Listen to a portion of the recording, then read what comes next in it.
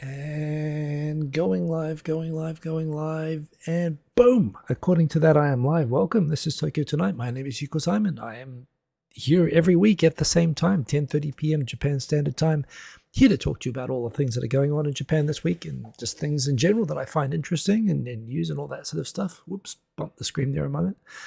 Hope that you're all doing well. Great to see so many people rocking in already. We've got 8 concurrent viewers and 1 like. Would love to adjust that ratio a little bit since I'm only pretty much doing it for the likes. It's not even really the subscribes anymore. The subscribes kind of my subscriber count's a little bit like the Japanese economy. It sort of peaked rapidly and stayed flat. The rest of the world is kind of going up. And so, 31,000 subscribers, a couple of years ago was quite high. Nowadays, it's really not that much, but it's good enough for me. Again, I'm always happy to grow, but yes, I'm just kind of like the Japanese economy. I'm just sort of staying the same while allowing the world to get big and to go past me. Taking a look at my mic levels, that's probably maxing out a little bit there. I'm going to turn down the gain. It is on full at the moment, just so that comes out a little bit sharper. Wow, we've got lots of people rocking in. I shared some news, 6 likes, that's pretty good. I shared some news today on Twitter and Facebook ahead of the show, which I will talk about on the show, which is that, some interesting life plans coming together at the moment, which, will be taking me to, I'm still I am a permanent resident of Japan, and, I have no plans to live anywhere other than Japan, at least so long as I'm working and so on, but, there's a gig with work that I will be basically I've been asked if I can help to cover some people in America for like up to 6 months next year. I'm not exactly sure how long it will be. Not even sure when I can leave, because apparently to get the visa sorted out generally takes about 3 months, but sort of hoping to get over in February. But I sometimes have been to Seattle for work. I've mentioned that, and it's in connection with that it looks like I'll have an opportunity to live in America for like half a year next year, which is funny because, ever since I basically graduated from university and started working, I've only lived in Japan. I went to America for SAP training right as part of my first company, and I think we were there for about 2 months in total. So that's the longest stint I've done outside of Japan since I've got here, and that was living basically in Western Pennsylvania, Amish country, where they put me into a programming school where they made it so there was literally nothing else to do in Chadsford, Pennsylvania. But yeah, the opportunity to live in a place, well, just to live in America full stop, to me is super exciting, and to live in a meaningful way. Those plans are still coming together, so no confirmed dates yet or anything like that, but it does also play into other thoughts that I have, that with it, of course, being the Bonninkai end of year season in Japan, thinking that, it's been 2 or 3 years we've been in lockdown, and I have enjoyed talking with, of course, all of you, as well as people on Twitter and so on, and there's so many people through all of this where, as we're isolated, we still share jokes, we get to chat with each other, we get to share information and so on. And there is a wonderful community of both internationalized Japanese, as well as, of course, international residents of Japan who, and of course, people with a Japan affinity who are outside of Japan, who've been waiting to come into Japan, of course, through which, is basically the community which this show and who I interact with mostly online. And, we've all been talking and kind of supporting ourselves through the last couple of years, and there's been no real opportunity to get together. And I've been thinking for a long time, for basically since this whole thing started, I thought the pandemic might last 3 or 4 months. And won't it be fun to have a meetup after it all ends? And we could all talk about how tough these 2 or 3 months were. And here we are nearly 3 years later. I've been living in a cave. I'm completely sane as best as I can tell myself. But I think along with things, Japan is not as far along as America, but it is certainly moving along. That even though COVID is certainly still a thing and still happening, and numbers are going up, I am going into work more often. I'm being, I'm wearing a mask, as I'll talk about a little bit today.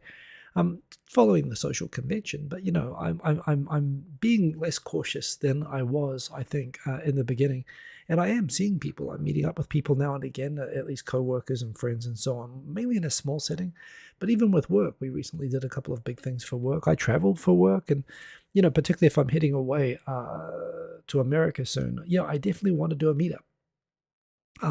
Probably, I must admit, just realizing all of this now, December might be too soon. You've really got to choose. You don't want to do anything around end of year or Christmas because people, have plans.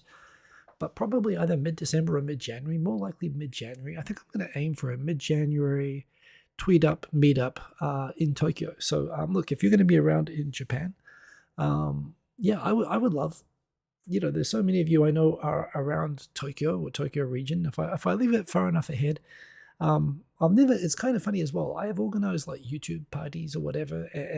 And I know I've organized events that have been well attended, but it's never really been about me. The only event I think I've ever done that was really around me was, I remember when I was in Seattle for work a couple of years ago, and 2 people came and had lunch with me, which was great. And then in Australia, I was actually surprised when I was in Brisbane that I said, hey, anyone in Brisbane, meet up and say hello. And like about not 10, it was like 8 or 9 people showed up for that, but that was really nice. But yeah, I know when I do YouTube meetups, it's often there's bigger YouTubers than myself, but I figure kind of screw it. There's a lot of people that I want to meet, and I have no idea how big it would be, but I think I'll probably use the same place that I use. I made a good connection with when I organized a couple of the YouTube parties, like the Tokyo Sports Cafe. If that is even still open, I have no idea. But yeah, I'll probably do something like that somewhere central, like Roppongi, or somewhere where it's easier to get a bar. And I would love to meet up with some of you all, particularly here in Tokyo, partly just to thank you all for being connected, being online, being friends through this whole thing. And for me, it's a work trip. It's a temporary trip to America, and I will be back. I'm actually super excited. That's another thing. When I was a kid in New Zealand, when you live, really, New Zealand has this kind of curse that it's like living on a space station. You're really far away from everything in the rest of the world. Everywhere is like a 10-hour flight, except for Australia. Even Australia is quite far away. It's like 2,500 kilometers away. You got to fly there on a 2.5-hour flight, actually, which I guess makes it 1,500 kilometers. But it's a long way away, but you take Australia out, everything's super far away. And yet we're very well connected through, communications and media and news and so on. So when you live in a place like New Zealand, you have aspirations to do big things, and you can't really do those things in New Zealand, and you want to go out and travel and see the world. And for me, Japan was the interesting place to go to. I was learning Japanese. But America was the big place, and I was a TV addict kid, and I always wanted to live in America. I wanted to be an astronaut. I wanted to go to the moon. And that might still happen, I suppose, nowadays. But to me, that America was where like big global impact things happen, and Japan was a place where big global impact things happen. That's also just culturally interesting. And I went with Japan. But yeah, it's kind of a dream. I must admit, if I go to Seattle, I mean, apart from the fact it'll be, Seattle is a great town, and I look forward to living there. But for a certain amount of time. But I'm also looking forward to exploring a little bit around America. Maybe if it's just as far as I can drive. I've been looking at maps and stuff like that, and I realized that The Goonies was filmed in a town called Astoria in northern Oregon, which looks like it's drivable from Seattle. So I don't know. I dig just seeing that place. I don't know. I'm actually tempted, like if there's like a rocket launch or something, I might even like do a domestic trip and just go down to Florida just to see it or something like that. I don't know. It's just kind of like America is a place where, it's the Emerald City, the Wizard of Oz, sort of town. Everybody sort of knows about it and wants to go to it. And, it's kind of funny. We're all very influenced by it. I'm not an American, but I'm very influenced by it, and I'm very excited to go to America. So, yeah, and to have the chance to meet a bunch of you there. If I do go there, it's pretty much locked in now. This is still 2 or 3 months in the future. I must admit, I'm looking at my clock. I actually have a clock with me with Seattle time on it beside my camera here. Because I talk with people in Seattle a lot for work. That's, again, part of the reason I'm going over there. It's like 5:40 in the morning right now on Sunday morning. So I do want to keep Tokyo Tonight going. I'm still definitely going to track Japan news, and I'm going to be able to continue, doing this. But I don't think I'll be getting up at 5:30 in the morning on a Sunday to do it.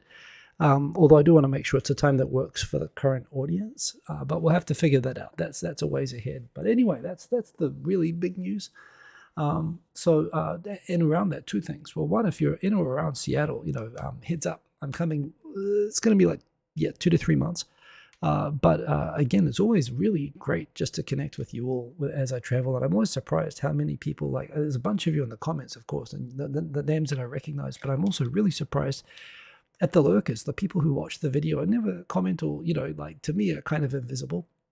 But when I say I'm going, I get a DM saying, oh yeah, would love to say hi. And it's just great to get to meet people. And of course, from my perspective as well, I don't know anything about living in America, so I'd really appreciate the advice and suggestions around that. So super excited about that. That's something that's coming up for next year.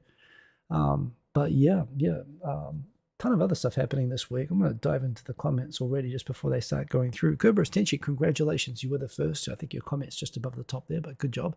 Quint Rankin, you watch Japanese IT firms switching to English amid engineer shortage on NHK World. So I guess this is a thing again. Did I see it?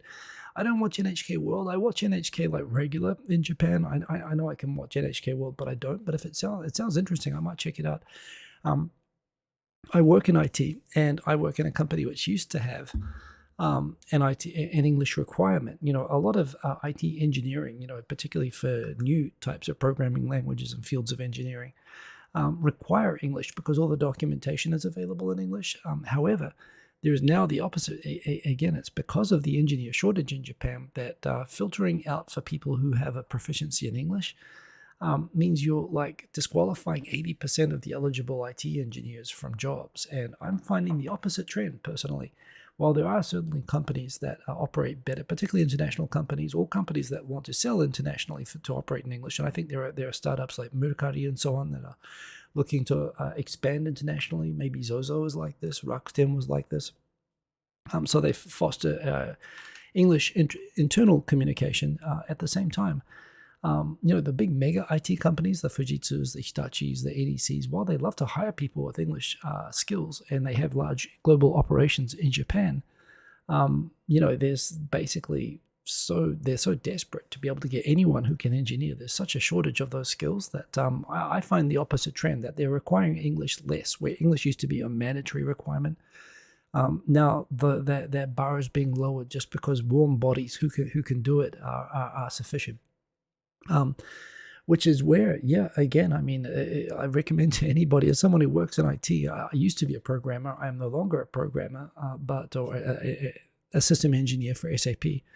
It's a great time to learn how to code and to learn how to do various forms of IT engineering. Just having the qualification alone, you can print money right now, and you will be able to for, I'd say, a good foreseeable future at the moment. And in Japan, there's a huge shortage. So definitely a good thing to do. So, I'd be interested to see that documentary, Quinn Rankin, and thank you for the recommendation. But hope you heard the boom. I definitely did a boom at the start of the thread there, at the start of the broadcast. We've got Dan H. Good to see you, Dan H. Dan H. commenting, the yen got stronger. Do I think it's temporary, or do I think it's going to keep getting stronger? Well, given that I'm about to, so I must admit, the yen thing was like among the first issues that I had sorting out about whether I can even go to America. Was I sort of said that, look, if I'm getting paid in Japan yen, I'm going to be like a like a developing country exchange student. I'm just not. I'm going to be like eating ramen and living in a dorm the whole week, the whole time I'm there. So I said I want to be paid in US dollars, and I want to get a living allowance and so on for hardship allowance for being in the States. Which I don't know. I think I'm going to get. I think I'm going to be paid in US dollars. So if I'm going to be paid in US dollars, I guess I want the yen to go as low as possible. I don't know what's really good for me, actually. I guess to the extent I'm taking savings over and I want to go and do fun things in America, I probably want the yen to get more expensive and have more value, since I guess I'm going to be drawing on my yen savings. In terms of what is going to happen, whoa, that's tanked out there. In terms of what's going to happen with the yen, I can't really tell. I mean, inflation is definitely catching on here, but it's the wrong inflation. It's not inflation where the Reserve Bank is going to raise interest rates to raise the value of the yen. The central bank is sticking to Abenomics, that they want inflation, wage inflation. And in spite of the Rengo, it's not in my stories that they've asked for a 5% wage increase. And in spite of inflation now being the highest in Japan, it's been the whole time that I've been here, like 4%, 3%.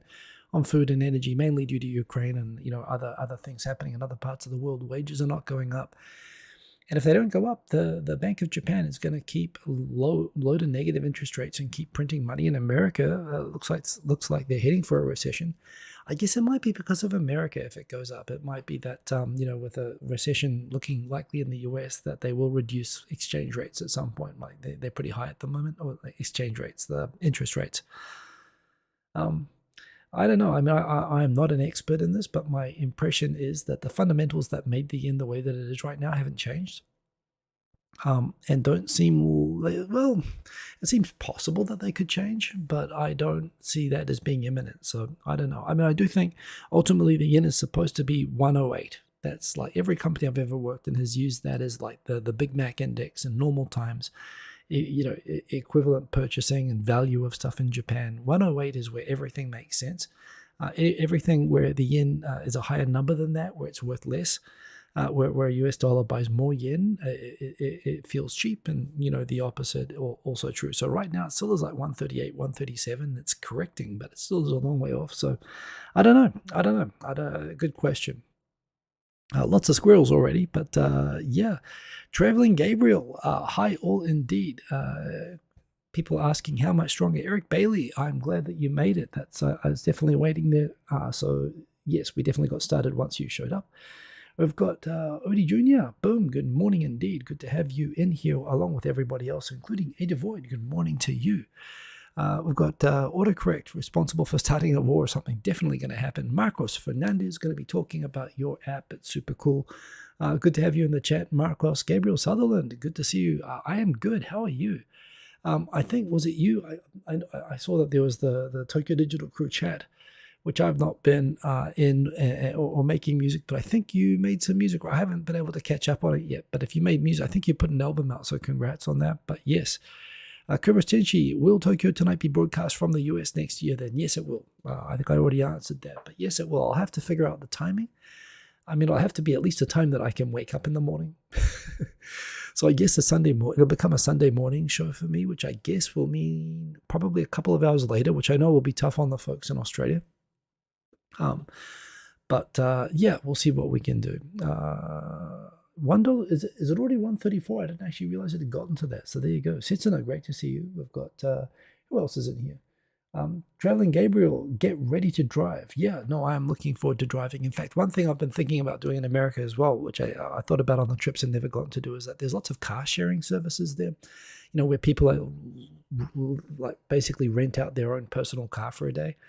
And in that way, you get a chance to like test drive a whole bunch of different types of cars. And I'd love to test drive a Rivian truck and a Tesla and a Dodge, Charger and, all sorts of stuff. So yeah, I'd like to do that. And yes, I did. I must admit, today I Googled like, how long would it take to drive from Seattle to Alaska? Like, just skipping over the little bit of Canada there and just going to like the bottom bit of Alaska. How long would that take? Just figuring, sure, probably it'd be a long drive by Japan or New Zealand standards. But, hell, I know about Australia where you measure drives in like, days, like 20 hours to drive from Brisbane to Melbourne and so on. So, it'd be nothing that crazy. So how long would it be? I looked it up, and according to Google, it would take 42 hours driving. In fact, some guides recommended taking a month to drive from Seattle to Anchorage. I mean, Anchorage, of course, being much higher up. So that's probably not a drive that I'm going to do. But I must admit, the idea of exploring Washington State, maybe a bit of Oregon, and maybe even I'd love to get down to California. Just, land of dreams. So I have big plans, and definitely driving is going to be something I want to do when I'm down there. I always like to rent a car. One of my best experiences in America actually was renting a convertible Mustang when I was in San Francisco and driving down the Pacifica coastline, going down to where the big monster waves are. Oh God! But anyway, it was awesome. It was one of the best days out I've ever had. So yes, Traveling Gabriel, gonna drive. Skipping down. Great to see again. Lots of people rocking in. Thank you for saying hello, everybody. Do remember to hit the like button. I do appreciate that. Red Value. Yes, I was gonna say. Speaking of IT engineering being good, I mean, I think you're in Austria doing that. But congrats on the recent job. And yeah, now's the time to be getting into IT engineering. Indeed.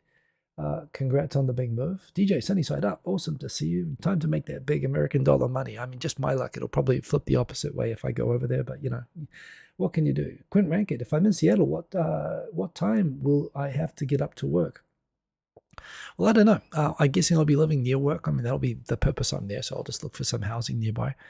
So I guess, I don't know. I'll be getting up at about 8 o'clock. So I guess 8 o'clock, which I guess would be like 2 hours later than now. So it'd be like midnight. No, it'd be like 1 a.m. Japan time, which I guess isn't great timing. I'll have to figure that out. But yeah, that'll be 8 a.m. West Coast is probably, it actually makes more sense to do things in the evening and switch to the Japanese morning. But I realize that for all the people in Europe and so on, all the people in the time zones that watch this right now, that'll kind of suck if I flip this to like 12 hours off. But that'll be the easiest. But we'll figure it out. Got lots of time to think about it. Yes, drivable is a lot different from most. I realized that today. So yeah, Nintendo is in Seattle, eh? I don't know. Is it in Seattle? I hope so. I think it's like there's a lot of companies in Seattle. Actually, it's actually remarkable that the city, for a city which has so much business money going through it, it's kind of crappy. As a I guess it's the American mentality that they don't want to pay taxes. But yeah, whoa. I've been jabbering and it is getting late, but I do want to go through the comments now. Hello, Dr. Ocho, good to see you. We've got Cobra Senshi, DJ Sunny Side Up. People I've said hello to. Cobra Senshi, you must want Hiko Simon to come to Oktoberfest. Would love to go to Oktoberfest sometime. Quite naked, fun things in America that will include interacting with the IRS. It will probably, which is not something I'm looking forward to, but that'll be part of the deal, I guess. Yeah, I will be working there. Getting a social security number will be interesting. We've got Abel Rosario, good to see you. Got to come here to Kochi and get a winter surf session in with you. I would love to go to Kochi and get a winter surf session. And I looked up surfing in Seattle, and it looks like it is not feasible. And even surfing in Northern California, it was the coldest I've ever been in the water. But Kochi won't be cold actually. But I've surfed in Tohoku. I would love to do that. It'd be good to be able to do that. Yeah, man. Abel, great to see you. By the way, long time no see. Nice to see you in the chat. Ian McCauley, Ohio, indeed. Traveling Gabriel, we've got Toro Sunwolves jersey. Yes, you recognize that correctly, Ian. And Turoka, Traveling Gabriel, we've got short commuter flights are cheap in America. They suck, monkey balls, but they are cheap. Yes, I've heard about that, and that might be the way to do it. Come down to Arizona, Grand Canyon, says Traveling Gabriel. Yeah, Arizona is a place. I actually, there was a funny story when I was doing the programming training with a bunch of like 50 co-hires. I had 100 co-hires. 50 did Oracle and 50 did SAP. So my 50 SAP co-hires, we went to West Pennsylvania. And we were told when we were given like rental vans to go back and forth from our dorms to the programming school, that every day they would check the odometers, and we were not allowed to drive more than 200 miles a day. And the reason for this was that the year before me, apparently the Japanese realized Friday evening that, if they really tried, they could drive from Pennsylvania to the Grand Canyon and back in time for classes on Monday. And they did. When the rental car company got the odometers back, and it had like, geez, I don't know how many miles is that. It's quite a few miles. People were like, that does not compute. What did you do? Damn impressive actually. But yeah, and they basically spent, I don't know how, like basically they spent 3 days just in a car for 30 minutes of getting out and taking photos of the Grand Canyon and turning around and driving back to Amish land. But they said it was worth it. So yeah, who knows, it'll probably be easier from where I am. Surfing Tofino on Vancouver Island. I've heard of this. I've also heard it's cold and there are like killer whales and stuff. And I'll be there in winter. So I think I might give up on the surfing as much as I'd love to surf in America. I'd love to surf in California, actually. But yeah, I'll figure that one out. I'll be there for work primarily, although Vancouver is awesome, actually. And getting over to Vancouver Island just for like running and sightseeing will be awesome. I love my trip to Vancouver. Anyway, I'm going to get into the topics because there are topics and we're nearly halfway through the show. But yeah, a bit of big life news. So that is an interesting thing that is happening. Alba Rosario was in Seattle for 5 days in July wearing shorts and was cold. Yeah, well, that's Seattle. It's got that climate. Basically just kind of rainy and grey. But I'm from New Zealand, so, nothing I'm not too used to. So first story of the week. This was, of course, a lot of that caused a lot of backlash when I shared this. Apparently the government is looking again, so they're promoting use of the Social Security, the Japanese Social Security card, the Japanese My Number card, which is basically like a uniform ID that they'll link to all of your taxes, all of your bank accounts. And it's a way that the Japanese government realizes it's not collecting enough taxes to be able to cover the massive per capita debts that Japan has. However, it also realizes that because Japanese use cash so much, it allows a very large black economy. A lot of people who work as hosts or club hostesses, or doing dodgy sort of jobs and whatever. There's a lot of part-time jobs that are just done with cash that are never logged and don't no income taxes are paid or whatever.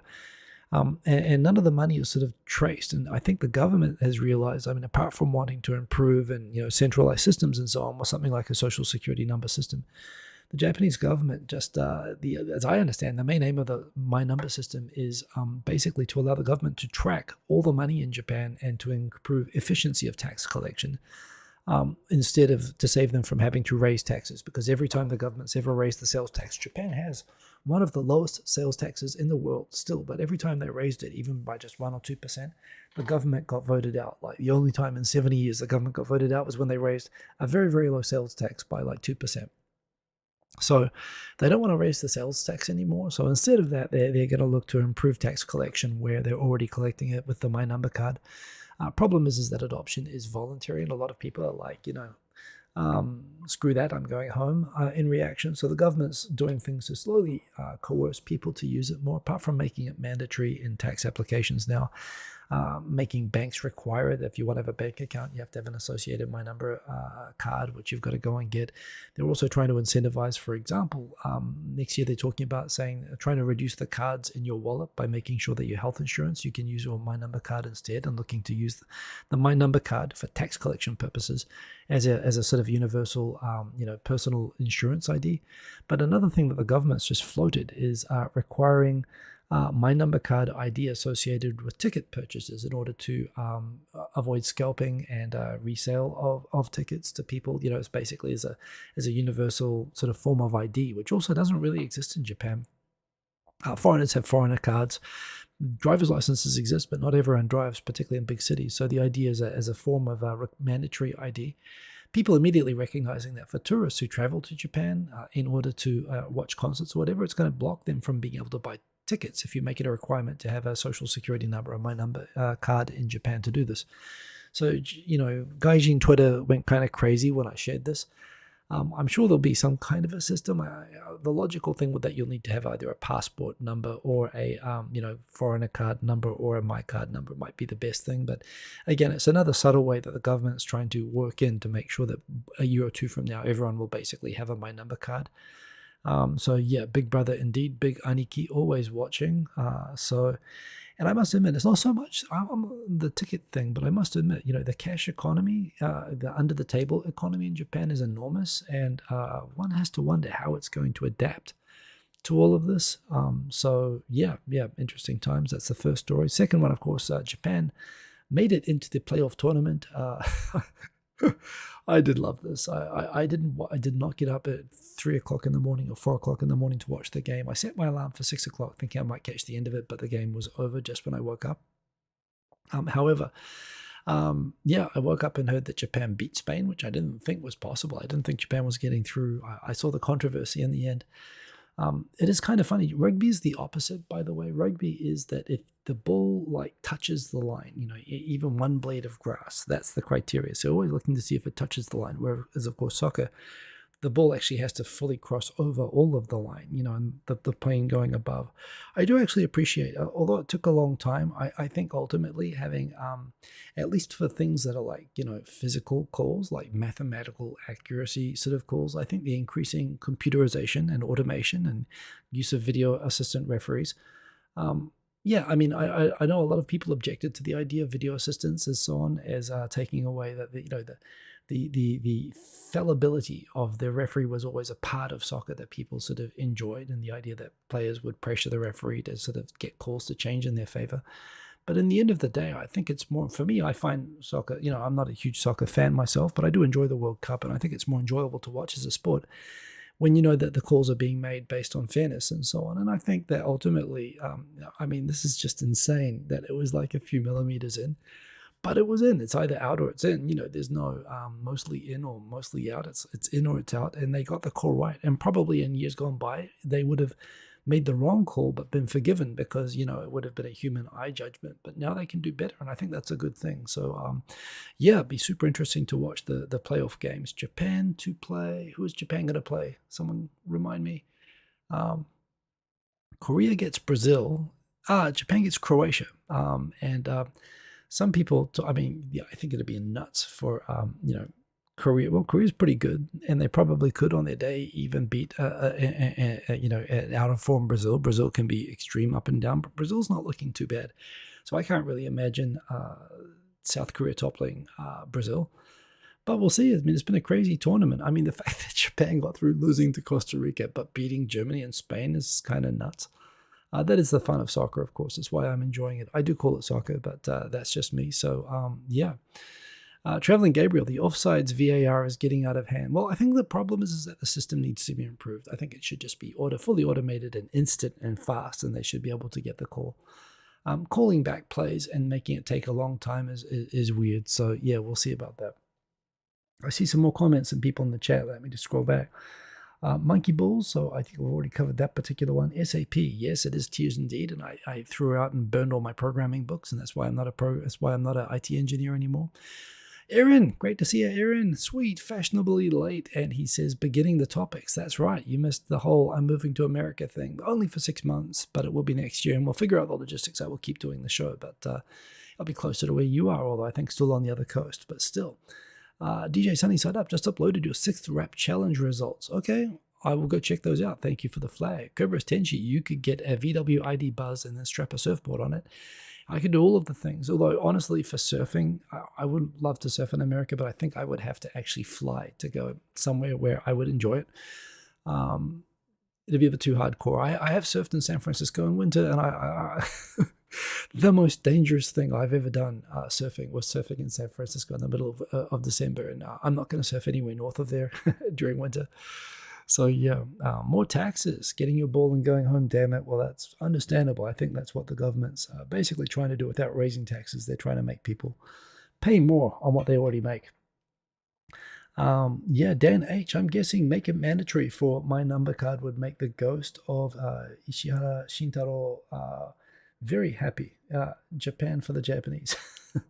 So yeah, I don't think they're going to make it mandatory for buying tickets, but you know what? Given that Ishihara Shintaro was into like mahjong and wanted a casino in Tokyo, I think he appreciates the nuances of the black cash economy himself. I'm not sure he would have been up actually for a Big Brother My Number card, but we'll see. Yeah, he was too busy embezzling money for Tokyo Bank and for buying back the Senkaku Islands and killing crows. Cobras Tenchi, there is a video of a player using that exact situation to trick an opposing player into a hand play for thinking it's out and picking it up. Well, that's pretty clever. I mean, again, rules are the rules. So yeah, we'll listen back later. Sometimes come to Cali for work. Oh, there you go. I'll be in Seattle, but still, it's pretty cool that you get to go to Cali for work. I wish I could do that. Good evening, Auntie Liana in Yokohama. Great to see you. And Barry Convex. Please do a Seattle meetup. I'm in LA now, but go to Seattle regularly. Boom, done. I'm 1,000 million bazillion % going to do a Seattle meetup. I mean, hell, I'd love to go down to LA. I've never been to LA. In fact, the best time I ever had in San Francisco was hanging out with a bunch of people from LA. That was awesome. We got Yuri the Best, our man from Kyiv. Good to have you in here. Aaron, yes, I've already raised the problem of doing a 5:30 a.m. Sunday morning Tokyo tonight. So that's not going to work, obviously. And we'll figure that one out. It'll be February before I have to worry about that. But yeah, it might be a Seattle morning. I think the best I could probably promise is 8 a.m. and I'm not sure how good I'll be for that even. So we'll see what I can do. It'll be later, but we will figure it out. Anyway, back into the topics. Boom. Yes, the perennial. A couple of stories came out this week about aging, and again, the classical. Not just because of this, but apparently, in Nagano, there's a public park where local residents were complaining too much about kids on the lawn with making noise with their voices, disturbing the elderly cranky people. And so they complained sufficiently that as a result, the council has closed the park. And completely unconnected and, no connection whatsoever. That Japan's birth rate is actually falling at an accelerating rate, and nobody knows why or how to. At the same time as the mere sound of children's voices is prompting governments to close parks. People can't figure out why people don't want to have kids anymore. I mean, the kids themselves probably don't want to be born. So that's a thing that's happening. I think I actually have another story on this at the end as well from baby boomers. Yeah, we've just crossed 15% of the population in Japan above 75%, while 29.1% are over 65%, and that number is going up, up, up. So Japan is just getting older, and the war on children, which I've talked about in the past, but it's definitely still going on. So that is a thing that is happening. I'm sometimes kind of surprised which tweets take off, which topics people find the most interesting, and the most probably the most shared and commented topic this week was a sort of news story about a Saitama man. I mean, it's people immediately realizing as soon as something you hear a news article titled with a title starting with Saitama man, it does have definitely Florida man. you know it's not going to be good when it starts with Saitama man did something. And in this case, Saitama man, how old was the guy actually? I think he was an old fella. A 67-year-old resident of Kawaguchi City apparently called the police 2,060 times in 9 days to yell at them how useless they were and how they were taking taxes, and what a waste of space they were and how useless they were. And apparently, after receiving and listening to 2,060 calls, somebody calculated it's like once every 6 minutes, although that's assuming I think that he didn't sleep. For 9 days, the police finally decided to arrest him. For all the different kinds, people make fun of the different, the 20, 50 different types of harassments that exist in Japan. I guess police harassment. I don't know what you call this, but apparently this is a thing. There are people in Japan who just basically unload. They call up like the Japanese equivalent of 911, which is 110 kids. Don't forget, just to unload and tell the police how much they suck. Another 71-year-old Saitama man, of course, another Saitama man in 2019, still with the record, I believe, 24,000 abusive calls to his telecom provider, while a 48-year-old Saitama man made 9,000 train reservations and canceled them all at the last minute. Again, Saitama's got issues. What can I say? It is the suburban bedtown stress center of Tokyo. But it's going to be a story like this when it starts off Saitama man. So a lot of people not only retweeted and found this hilarious, but a lot of people said, good on him. I didn't really think of this as a heroic story, but apparently that's how some people took it. So that's a thing that was interesting. We've got Japan's birth rate actually similar to that of Central Eastern Europe, the Caucasus. I've definitely heard about Russia having, I mean, it's kind of understandable why Russia has a terrible birth rate. Indeed, lots of places like that. Crypto Airy, good to have you in here, Crypto Airy. They will take cash away 2 to 5 years. Digital central bank, digital currencies. Yes, definitely. Japan is talking about trialing a digital yen. I have no idea what that means or how that would work. In fact, Crypto Airy, by your handle name, I guess you can probably explain that better than I could explain it. But apparently, the Central Bank of Japan is looking at an experiment of using cryptocurrency as like legal tender in Japan as fiat. And I think between 2024 2025, but they're setting up a go at this. Of course, Japan was one of the most heavily, like most of the liquidity and assets of FTX were based on Japanese wallet holders. Crypto is actually very, very big in Japan. Again, probably for all the reasons associated with the My Number card and the cash economy and so on. But Eric Bailey is a Saitama man. I accept the Florida comparison is valid. Well, nobody in Saitama has ever held up a convenience store with an alligator as a weapon, but Saitamans have their own way of doing things, I suppose. Next story. There's actually 2 stories. We're getting up to the Marcos Fernandez. I know you're in there waiting up. I'm getting to it. I'm getting to the AI app. The two big AI stories, and actually a bit to talk about with the AI stuff. I heard about this Chat GPT 3. All of these sort of AI models. There's the what is it, DALL-E and Stable Diffusion for like generative AI art. And there's all of these sort of neural networks that have specific purposes, including these chatbots, which are meant to be sort of incredible and, occasionally get rolled out and they turn to be racist and they roll them back again and so on.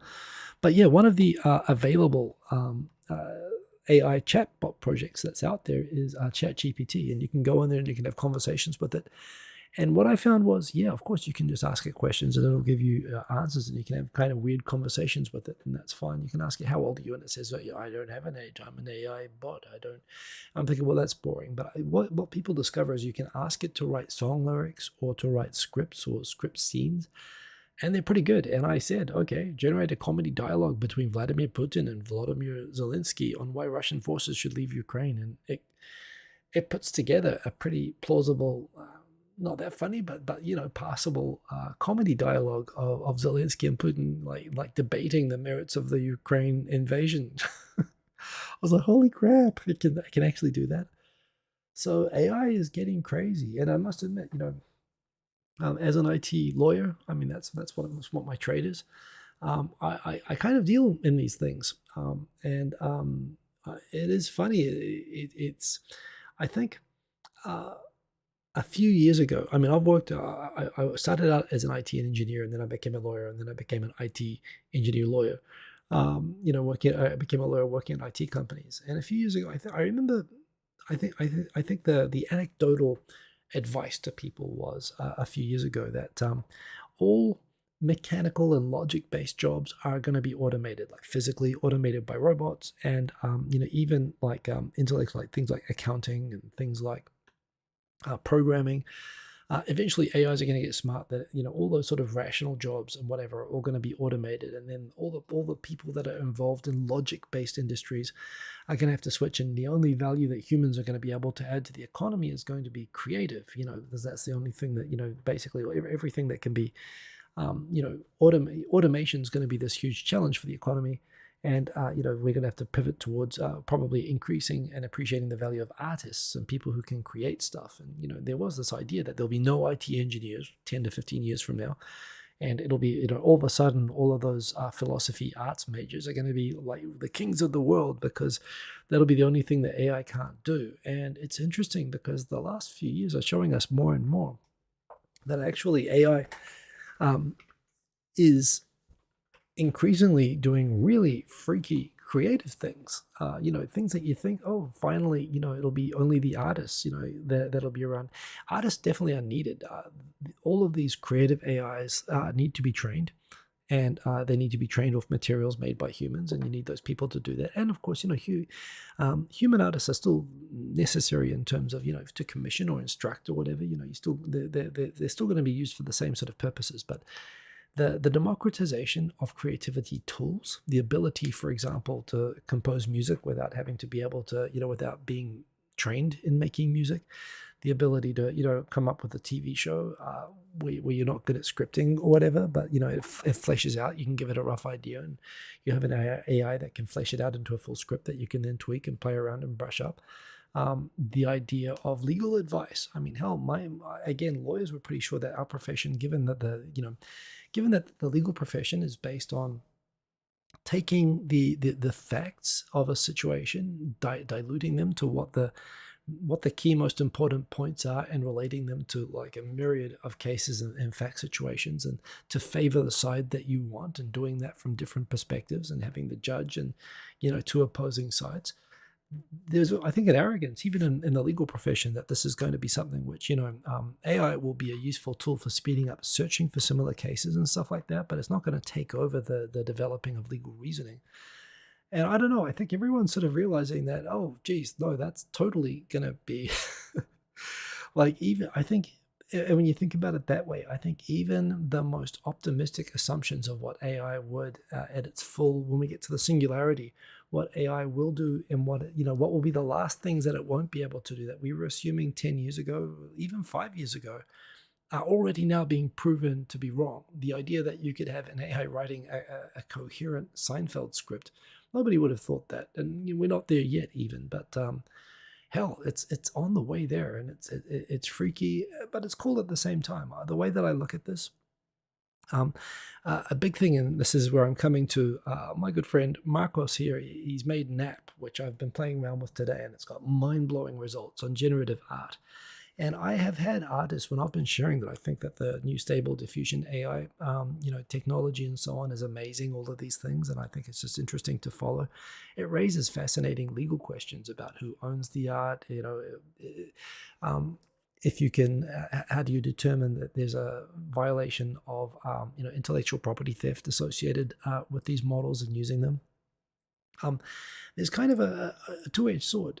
When you're seeing your profession be automated like this, well, typically, of course, I mean, there's the old when what you're doing someone can do for free now. Again, the same dilemma that the music companies face, the same dilemma that the loom machines created, that the Luddites reacted to, the people who used to operate looms, of course, in clothing factories, and when that was automated.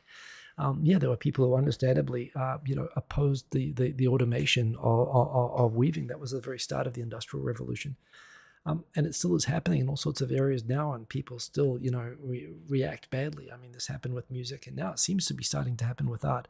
However, there's kind of a difference with the creation of art, that art is also inherently the creation of copyrightable material. And certainly as a lawyer, what I always say when people are asking me about training AI, as I may say, make sure that you've got all of the rights that you need for all of the input training materials that you've got, and just because it's available on the internet for free doesn't mean that you've got the rights to do what you like with it. You do have to find the owners and get their permission to use it. So, you've got to make sure that you're using databases or libraries or whatever, where the use that you intend to use it for, including training AI, permission is given for in advance, which in itself is a valuable thing, right? That you can still as an artist make money, even if it's making art to train AIs. And I'm sure this is something that a lot of artists should be making money from in the near future. But of course, the result is that, you'll basically have, it'll suddenly become much easier to generate new, quite high quality art. And there's a democratization of technology element, and this is something where, a lot of artists will, they'll feel like all the people who are using this are taking money out of their mouths. And it's true to the extent that there were people who would have paid for getting art done before, who will no longer pay because they'll use the free tool, and that is taking money out of the mouths of artists, and that is a challenge and a problem for artists. Although it is, of course, going to the developers, of the people who make the technology that enables it. But also, in cases like me, I'm not so vain that I would pay an artist to draw 250 avatars and different patterns of me. But if a technology makes that very easy to do for a reasonable price myself, I would do that. So it's giving me the ability to get art done for avatars of myself where I couldn't afford and wouldn't have really had access to that before. So, and while an artist might interpret that as that's money I would have paid to an artist, well, I wouldn't have paid it to an artist. I wouldn't have paid for it if, it wasn't so easily available as it is when you use a trained AI. And that aspect, I don't think you can claim intellectual property theft, although it's just like with Uber, with taxi drivers and so on. You make something so available that you take the value out of it and the associated income and life, that you have. This is the big challenge that we're going to have for automation across the economy. Not happening with script writing yet, but it is happening somewhere else. But that said, I got to call out AI avatar maker. So the maker of this, Marcos, who I think is in the chat today, he pinged me. He said, "Hey, Ego, drop in." Not easy to do. To train this up, you actually have to get it to recognize you. So you got to drop in 20 photos of yourself, like standing in full body and all this sort of stuff. And I think he's still developing this at the moment. So, still is a work in progress, and I'm giving some some feedback on it.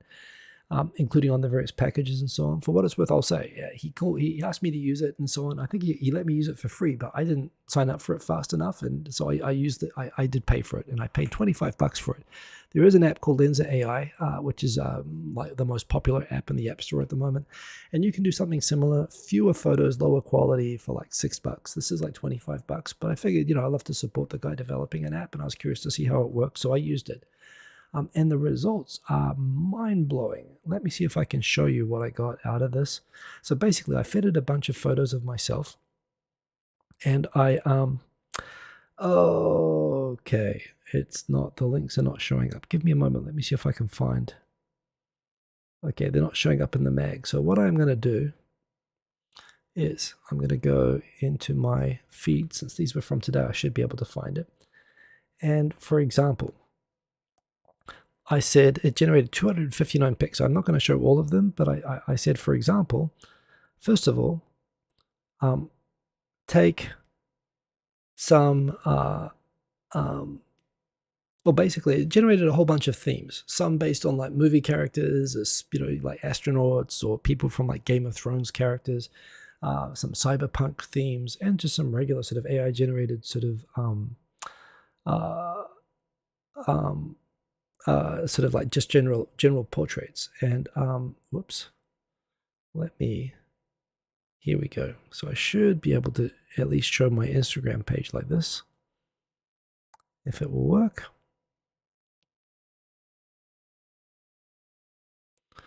Nope, not working. This always happens when you go live. Hang on a sec.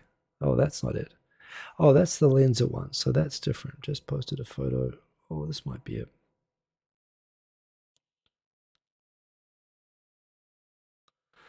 Okay, give me a moment.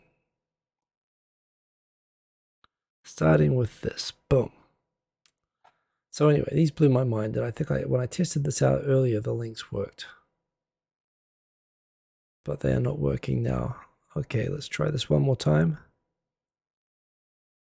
If not, I mean, you can see I shared these on all the things. Okay, let's try this a different way. Second batch of avatars. Oops. Okay, so that's the website. Please work. Please work. It wasn't making me log in before. Okay, I know how I'm going to do this. I am going to just use Instagram normally. Okay, give me a moment. I'm going to disconnect this and I'm going to log into Instagram. I'm going to show you because these are like, oh, I know how to do this actually. I can just show you on, whoops. So let me disconnect and reconnect. I can do this. I can do this. We don't have technical issues. They do not exist. Hang on a sec. This is all a feature of the show. Okay, this works.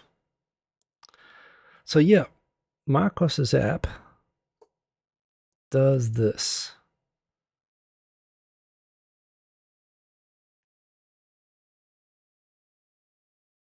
Okay, now I'm having a technical problem.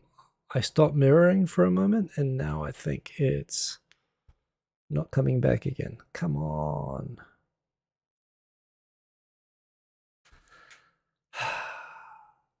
Why do you do this to me?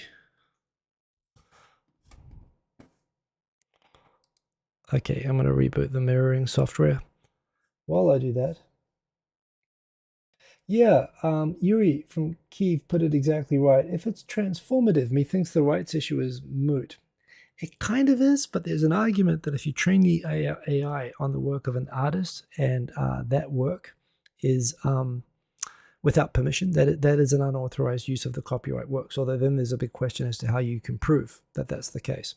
So anyway, here are some photos that it generated some portraits. So I gave it like 20 photos of myself and it generated a whole bunch of portraits of me. And I picked out I just wanted to pick out 10, but it was like too hard. So here's like a bunch of portraits that it took from me, generated in all sorts of different styles. And it's like freaking cool. Look at this. So Marcos was in the chat earlier. Oh, here he is, Marcos Fernandez. And yeah, like I say, he's using an AI that if it was appropriately trained, which I know some artists are against, I think really ultimately there is an issue there. And I try to make sure whenever I work with people who are, developing these tools that they use appropriate training tools. But once they are, I think what it generates is awesome. And, I don't feel bad at all about using these. I think the fact that I can use an app like his and get like this quality sort of art, which I would never have gotten before. I wouldn't have gone and commissioned an artist to do this. And it's easier, and I'm really glad that there are people like, and again, it's just like improve. It's like having better software for making music, right? That you can make better music and you can make it easier for more people to make music, which, yes, for one means there'll be a lot of people making a lot of crappy music, but it also means that there'll be more opportunity for people to get into it and maybe, overall just make better music, which also happens, it's like with video making tools, like music making tools, and now art. And I mean, this is pretty cool. This makes me think, while that looks very itchy and hard to look after, I know I can grow a full beard, and that's probably what I would look like. So that's pretty cool. A lot of people said, yeah, that looks cool. You should grow a beard, dude. And I'm kind of like, yeah, I could probably do that. The eyes always look a little bit weird on these things, which I do think is funny, but yeah, it still is super well done. And, you know, these are like, the fact that this is completely AI generated. I mean, yes, it was trained on a bunch of photos, but this is still the AI coming up with it. It's really, really cool, right? I mean, geez, look at that. So now if I wanted to be like a Borg type character on a Star Wars show, now I know what I'd look like. If I wanted to be an astronaut, yeah, damn. These are awesome. I love these so much. And like I say, a few hours, and it was able to generate like 259 images like this on all these sort of different themes. And some of the themes, like there are orcs where I've got like big ears and stuff like that, which, you know, I picked out the ones that I like the best that I thought I might use myself as an avatar. And these are like freaking, you know, like awesome, right? So I don't know, it looked like a Game of Thrones character or something. But yeah, Marcos, I think you did. I mean, I used the Lensa AI app, and actually I'll show you. Just for a comparison, I use the Lensa AI app, and you can see the outputs of that if I go back here. And these are also cool. I love this one, actually. This was by Lensa. But you can see they're lower resolution, they're a bit scratchy and whatever, whereas these ones that Marcos's app made are like airbrushed, kind of at times like close to photorealistic. Oh, these are so cool. I hope that's what Apple glasses look like. I mean, damn, right? So there's astronaut me. And plus, you know, I hate having my photo taken. I always get nervous and look slightly awkward whenever a photo's taken. So this kind of takes that out. I just look sort of normal-ish. I mean, I look kind of pissed off in all of the photos, but that in itself looks kind of cool. But yeah, damn, right? I don't know. There's one here. Geez, I mean, okay, this looks like it's definitely a Daniel Craig mashup with myself, but hell, I'll take it. You know, geez. There's actually one which I did not include, which shows like me having a tiny head on like a Hulk type body, which just looked a bit silly. But these look great, and this does make me think, hell, maybe I should get a beard. I mean, it actually shows me I recognize myself in these. Although it's funny as well, it does show like variations on the face. But oh, I see that the chat stopped, so I'll scroll that down. But aren't these like awesome? And these are freaking great. So anyway, a bunch of these images which this app generated. It took a few hours, and like I said, the version at the moment, you know, $25 or $30 depending on the resolution. But yeah, it came out just freaking awesome, right? And again, great job. I've seen a few people putting out apps like this, but I think shout out to Marcos. He's there. The app is called Avatar Maker AI, as one word, Avatar Maker AI. I've shared it on Twitter, Facebook, Instagram, Mastodon, all the things, including links to the app. It is under development still at the moment, but it's available and you can use it, and it looks freaking awesome. And again, there's 259 photos like this. So, oh, and look at that. Yes, it flashed up there briefly. Marcos saying that he's got a $5 plan if people are interested. That was a suggestion, just since Lensa is like $6. Make it easy to try out. But look, you can see the quality of the images is like better than Lensa, and you get more variations, and they're all freaking awesome. So definitely recommend. Kabristeshi, dude. If you want to try it for cheap, you can try it. It's under development. The workflow wasn't clear. It's something else I gave feedback about, which I think he's going to improve. But yeah, basically you sign up and you pay for it, and you have to upload all the photos. It doesn't, when I used it, it didn't give a confirmation that it got your photos, and it didn't like contact me back for a few hours, which made me a bit nervous. But yeah, they all came back in time, and it came back awesome. So trust in the process. You'll get an email back, but you pay up front for it. But it works really, really well. And like I say, the quality of these is just astounding. And as I see it, I know that there's a lot of artists who have been pinging me about this. So, you know, I don't think this is still taking away the livelihood of people who, if people need professional art commissioned, you know, and you're a company or a business that needs business art or whatever, people will still pay for it. As well as I think actually a lot of the developers that train these AIs would probably that need more art anyway will also use that. But at the same time, I think what this is doing is it's making the capacity to create avatars like this, which I would never have been able to do myself. And I wouldn't have paid to have something like this made of myself. But the fact that an app like this just allows me to be able to make this, it puts the technology and the ability to create this kind of an image in my hands. And credit to Marcos and people like him who's able to develop these apps that do this. And of course, the people who develop the underlying technology, which I find fascinating. And yeah, it's terrifying. At the same time, it shows that this idea that it's just going to be like engineering and logic jobs and accountants whose jobs are going to get automated. I mean, yeah, it's going to, but it's the old deal with DJing. I spent months learning how to mix vinyl, where you put pressure by pressing down on the records with your hands to change the rotation speed of the records to be able to beat match techno so it doesn't sound like a flat tire.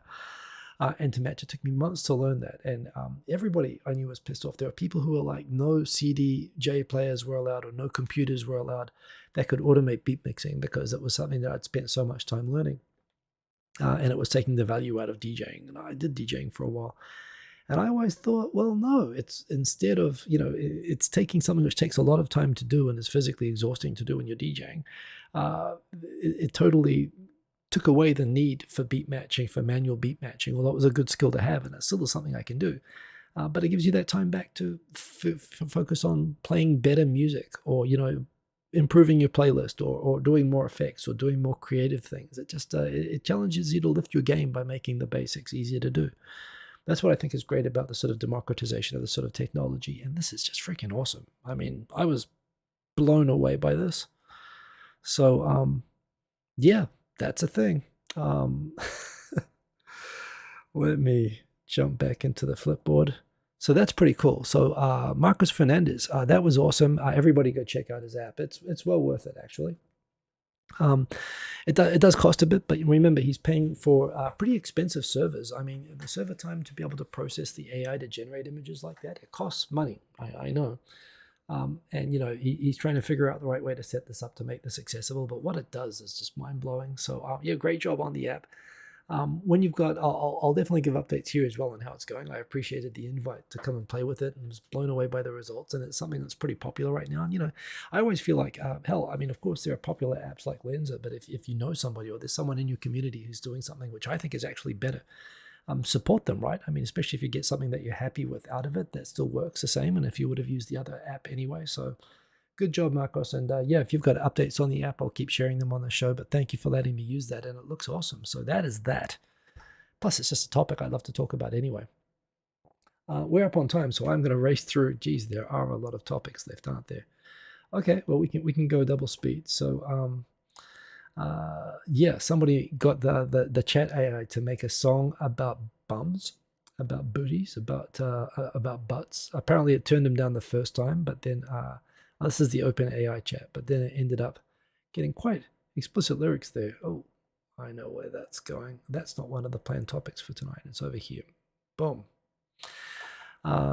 Yeah, this is interesting. This is the population, percentage of the population in different parts of Japan that have COVID antibodies, indicating that they've probably had COVID. And America, it's like 100% everywhere at this point. Japan's still relatively low. Some places like less than 10%, like in Nagano.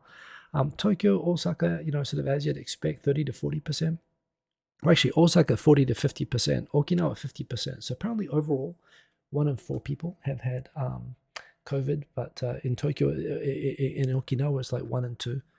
But you can see, get an idea of the spread there. A lot of Japan still hasn't really had a lot of COVID go around. Final topics. I've got to wrap up, actually. There's soccer on, and people are trying to get some sleep before that, so I'm going to wrap up soon. An anti-masker protest went to the Mitsukoshi department store in Ginza to protest the policy of only letting people in with masks. They went to the department store to protest the policy. However, the department store turned them away because they weren't wearing masks. Classic hole in the bucket situation.